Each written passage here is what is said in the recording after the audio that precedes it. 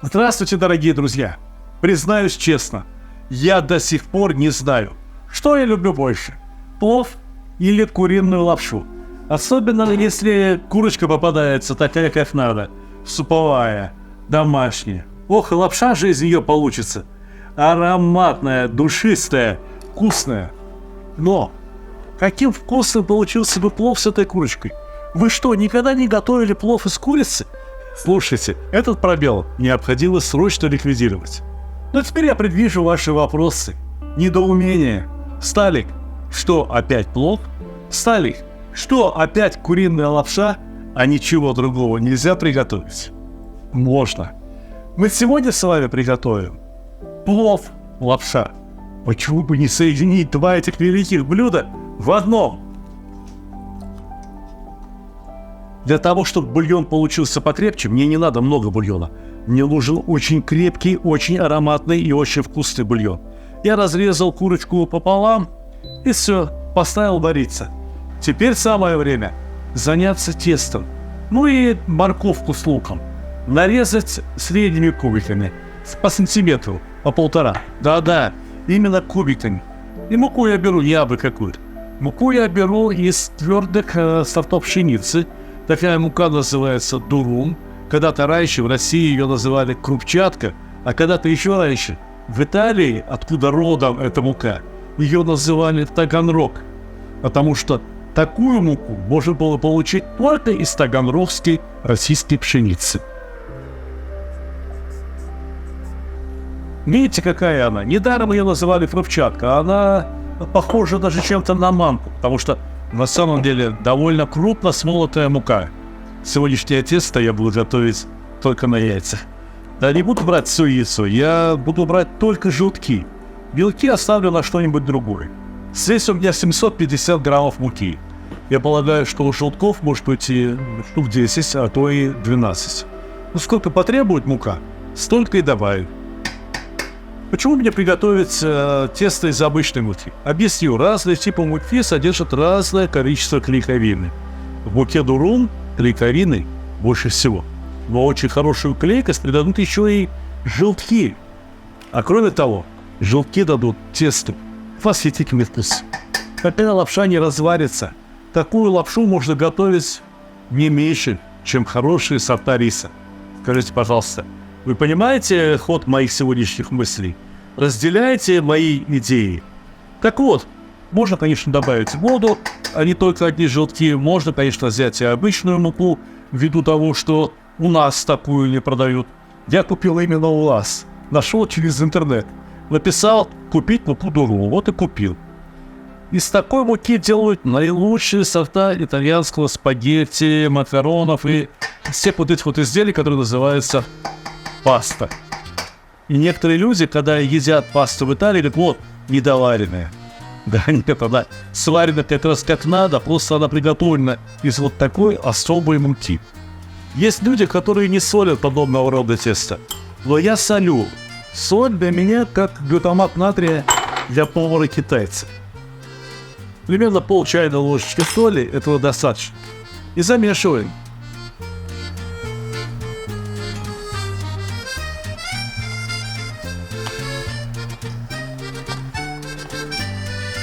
Если бы это была обычная мука, то на 700-750 грамм муки хватило бы с десяток яиц вполне. Но эта мука дурум, и она готова забрать в себя гораздо больше яиц. Пришлось добавить еще 5, но пока что то, что я замешиваю, еще не очень напоминает тесто для лапши. Ничего страшного. Постоит в холодильнике минут 20-30, и получится очень хорошее тесто. Ну, когда варится курица, разумеется, необходимо снять пену. Можно посолить. Я буду солить 2 чайными ложками соли пока что, потому что бульона здесь очень немного. И посолю так, чтобы преимущественно на саму курочку соль попала. Ну, а там уж сколько есть, столько и в бульон. Этого достаточно. Знаете, чтобы бульон приобрел красивый золотистый цвет, ну и аромат соответствующий, я опускаю луковицу прямо в шелухе. Шелуха окрашивает бульон не хуже шафрана, а еще лавровый лист для аромата. Бульона немного, а лаврового листа много, целых 4 листика. Но имеем в виду, что этот бульон, в конце концов, разойдется по целому казану. Точно так же сюда немного душистого горошка и черного перца. Для аромата, для приятного вкуса, для жгучести. Ох, все будет очень хорошо. Ну, кажется, все. Можно начинать катать тесто. Можно, конечно, взять скалку. У меня скалок сколько хочешь. Но у меня есть тесто-раскаточная машина, при помощи которой все получится гораздо быстрее. И я, например, разницы во вкусе между тесто-раскаточной машиной и скалкой не чувствую. Я чувствую разницу во вкусе от исходных ингредиентов. Если мы брали только яйца, если мы взяли замечательную муку, скажите, пожалуйста, как эта лапша может получиться невкусной? Прежде чем раскатывать, слегка припудриваем тесто мукой. И все, вперед!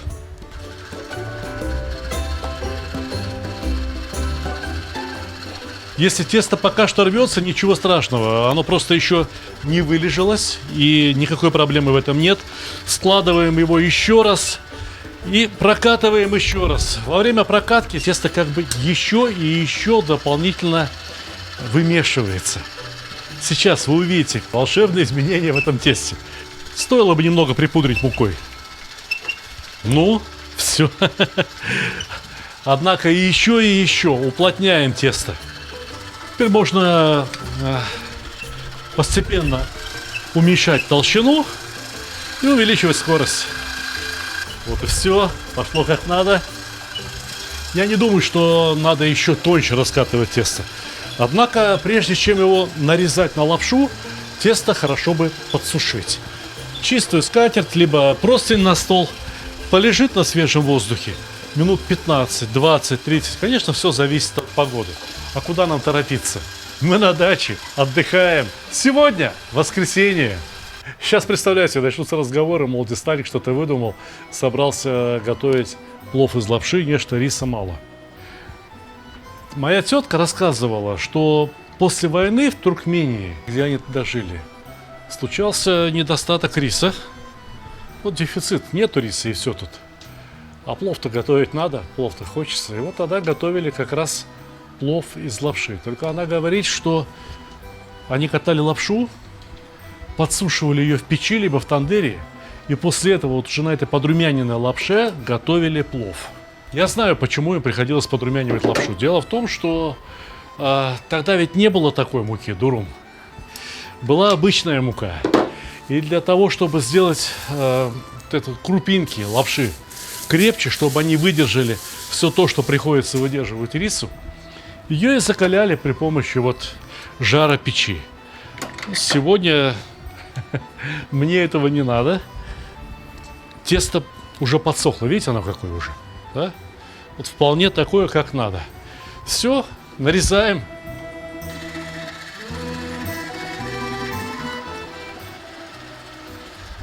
Посмотрите, полюбуйтесь.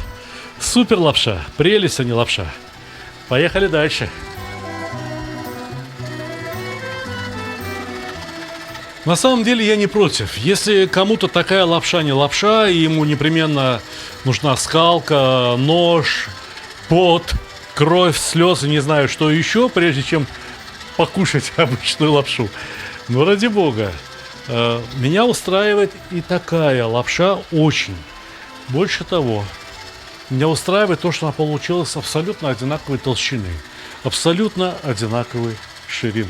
А состав ее таков, что невкусная она быть, ну, просто не может.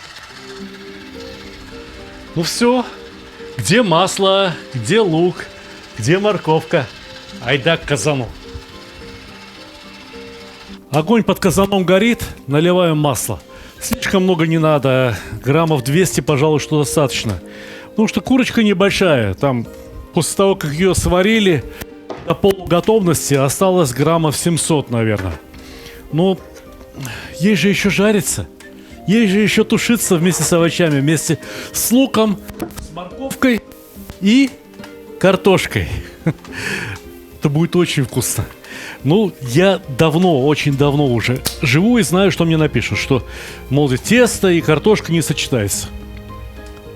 Да чтоб вы ни разу в жизни вареников с картошкой не поели. А? Очень вкусно. Почитайте итальянские книги. Полно блюд, где сочетается и тесто, отварное тесто, паста, спагетти и так далее, и картошка. И каждый раз получается очень вкусно и очень хорошо. Просто немножко, на секундочку отвлекитесь, забудьте про этих, вот как их называют, про диетологов. И кушайте вкусно, кушайте сытно. То, что это сытно, никто спорить не будет, да? Вот я, по крайней мере, в этом абсолютно уверен. Нарезаем курочку удобными для поедания кусками, так, чтобы в тарелке плова было, по крайней мере, 2-3 кусочка курятины. О, кажется, масло уже хорошо разогрелось. Опускаем лук. Почему не курятину первой? Почему именно лук да морковка? Да потому что курятина-то уже наполовину готова. Понимаете меня? Ну вы знаете, да, как жарить лук на плов? До золотистого цвета, чтобы он у вас не пригорел, помешивайте почаще. И огонь сейчас слишком сильно не нужен. Нормальный такой умеренный огонь. Как раз курицу нарежем, и будет пора опускать морковку. Морковку порезали кубиками. Объясню почему. Ну, лапша-то длинная. Не представляете себе, и лапша длинная, и еще морковка будет в длину нарезана. Это будет не очень удобно кушать. Тот, кто готовит, должен думать об удобстве поедания приготовленного блюда. Чую по запаху, что лук уже вот-вот. Самое оно. Вместе с морковкой это пожарится и будет совсем хорошо. Будет ровно так, как надо. Очень часто спрашивают, сколько минут необходимо вот жарить лук-морковь. Ну, откуда же я знаю, какой огонь у вас горит под казаном? Я не знаю, от этого все зависит. И потом морковь бывает, вот молодая, она быстро готовится. Бывает морковь пожилая, зрелая как следует. Она готовится долго. Можно жарить вот при такой температуре. Придется пожарить подольше. Но у меня такое предвкушение перед вот этим пловом. И вас еще ждет сюрприз с названием этого плова. Никогда не угадаете, как он называется, как он будет называться в одной из моих следующих новых книг. Так вот, добавил дровишечку, одно полено, и все пойдет гораздо быстрее. А теперь я хотел бы поговорить с вами вот о чем. Есть регионы, которые традиционно выращивают пшеницу. И для них пшеница – это основная еда. Есть регионы, которые традиционно выращивают только рис. И для них рис – повседневная еда. Вот в Китае рис уже, если подают, то им как-то даже неудобно от этого делается. Они считают, что рис – это слишком просто, это еда едва ли не бедных людей. Но есть золотая середина. Есть такие регионы, где риса как бы не очень много. Он есть, но его немного. Его хватает, ну, скажем, один раз в неделю приготовить. Все остальное время едят, не знаю, там, ну, картошку сейчас. Вот раньше там что-то другое, какие-то крупы, бобы. Либо все то, что связано с пшеницей. Хлеб, либо какие-то вареное тесто, как бишбармак возьмите там.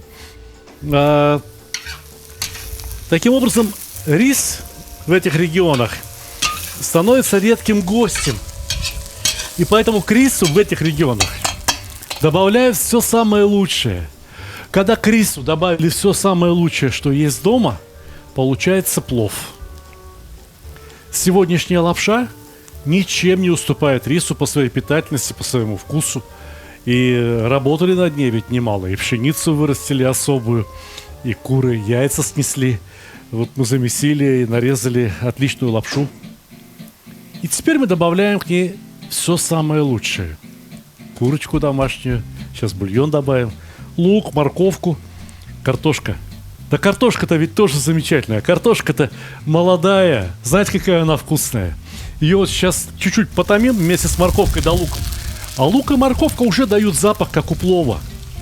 И картошка тоже получит запах, как у плова. И курочка свое дело сделает. Скажите, пожалуйста, ну чем это хуже обычного традиционного плова? Я не знаю. Да ничем, абсолютно ничем. Знаете, вот сильнее жарить не надо. Более того, сейчас надо посолить. Ну, курицу-то мы когда варили, там присаливали немножко. Но у нас есть морковка, есть лук, картофель. Все это не соленое, да? Поэтому, ну, как минимум, вот столько соли. Пол-столовой ложки соли. И я наливаю немного воды, ровно для того, чтобы соли было в чем раствориться. Здесь же одно масло, а соль в масле не растворяется. Вот так. Чуть-чуть. Достаточно. Не забываем, что у нас есть еще замечательный бульон. Но бульон я хочу налить тогда, когда в казан отправится лапша. Пусть картошка вместе с курятиной и морковкой и луком потушится. Я немножко убавлю жар, приглушу огонь. Пусть постоит. Пусть постоит хотя бы минут 10. Картошка-то молодая. Не надо, чтобы картошка разварилась. Вот она, я чувствую, что уже мягкая, она уже перестала звенеть, когда перемешиваешь, она в стенке казана уже не звенит. Это значит, что можно опускать лапшу и заливать бульон. Скорее всего, лапша не впитает в себя столько жидкости, сколько способен впитать рис. Скорее всего, плов у нас получится вот таким шавлеобразным, то есть там будет какая-то жидкая часть. Но эта жидкая часть, пожалуй, что самое замечательное, что может только случиться в казане.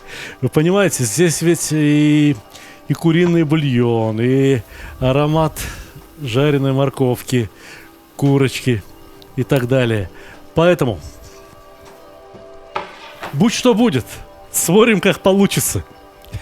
Я пока что еще сам не знаю, потому что готовлю такой плов в первый раз.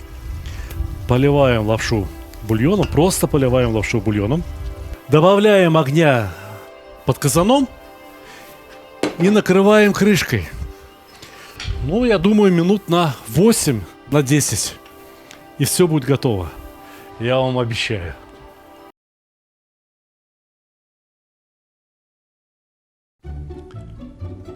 Самый лучший подарок – тот, который приносит радость и удовольствие, особенно если речь идет о мужских удовольствиях.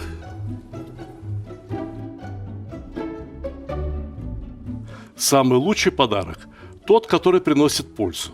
Например, кому не хотелось бы наконец-то разобраться в приготовлении мяса? Самый лучший подарок – это то, что принесет хорошее настроение в погожий, солнечный день.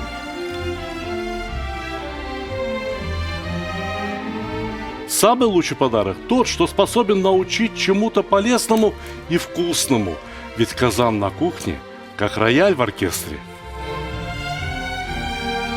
Самый лучший подарок – это расширение кругозора. А вы думали, что плов – это блюдо с единственно верным рецептом? А не пора ли покорить все вершины великого блюда? Самый лучший подарок – тот, что может сделать человека счастливым. Ничто не укрепляет семью так, как вкусное и доброе застолье. Отличный подарок – это книга с новыми рецептами из хорошо знакомых продуктов, к тому же приглашающая в очень вкусное путешествие в мир Востока. Самый лучший подарок, когда все самые любимые и популярные рецепты собраны в одном месте, где текст превращается в видео, а картинки оживают. Полюбуйтесь, какой красавчик. Самый лучший, самый ценный подарок – это дружба между братскими народами. Теперь вы совершенно точно можете сказать, что с татарами вы уже давно пуд соли съели. Моя самая новая и самая любимая книга рассказывает о земле и раскрывает всю душу татар. Эти книги теперь можно купить любым удобным для вас способом. С автографом в моем личном интернет-магазине, либо с быстрой доставкой через Озон, либо с большими скидками и кэшбэком в мегамаркете. Ссылки в описании к ролику. а также в верхнем комментарии. Вот-вот будет готово, но я считаю, что лапшу надо перемешать, потому что, ну, как лапша готовится на пару? И рис-то, если готовить его на пару, он будет готовиться значительно дольше, чем соприкосновение с водой. В принципе, да, оно уже готово. Но мне почему-то хочется, чтобы постояло еще хотя бы 2-3 минуты, за которые я успею вместе с вами подумать. Вы знаете, а ведь подобного рода пловы готовили вот не только там, в Туркмении, когда не было риса. Таджикистан, Памир, самые высокогорные районы. И там есть кишлаки, есть села, где люди готовят то, что они называют ош. Ош, что по-узбекски, что по-таджикски, это будет плов. Правда, иногда уточняют, ош-полов говорят. Готовят и называют блюдо ош. Приготовлено примерно точно так же. Кладут какие-то галушки, кусочки теста. Понимаете? С другой стороны, есть регионы, где очень любят куриную лапшу. Я имею в виду Татарстан. Плов, конечно, ни разу не татарское блюдо, хотя я уверен, что в Татарстане его знают уже многие сотни лет, потому что культурная связь между Средней Азией и Татарстаном была всегда. Сейчас я работаю одновременно над 2 книгами. Над новой книгой про плов и над новой книгой про татарскую кухню. И у меня вот какое предложение. Знаете, я специально не добавлял сюда никаких специй, потому что в Татарстане не очень-то жалуют специи. Я специально приготовил его на отличной домашней курочке, потому что в Татарстане очень любят лапшу на домашней курятине. Я специально положил сюда картошку, потому что картошка, хоть это и является продуктом относительно новым, что для Средней Азии, что для России, что для Татарстана, картошка в Татарстане стала очень популярной. Начинкой для пирогов и, ну, в общем, картошку там жалуют. У меня к вам есть предложение. Все блюда когда-то кто-то в первый раз приготовил. Давайте назовем это блюдо татарское... Нет, не так. Татарский лапша-плов. А? Нравится вам название? Мне нравится. Я это блюдо так и назову. Татарский лапша-плов. А ведь красиво. Понимаете, очень красиво. Некоторые кусочки мяса подрумянились, но здесь это не главное. Я забыл сказать очень важное. Дело в том, что в татарской кухне практически нет блюд, для которых что-то слишком сильно жарят, но так как в узбекской кухне. Поэтому у нас здесь такой плов получился. Вареный. Почти что диетический. Упаси Господь. Ну и вот, дорогие друзья, от всей души желаю вам батырского здоровья, хорошего настроения и, конечно же, как всегда, приятного вам аппетита.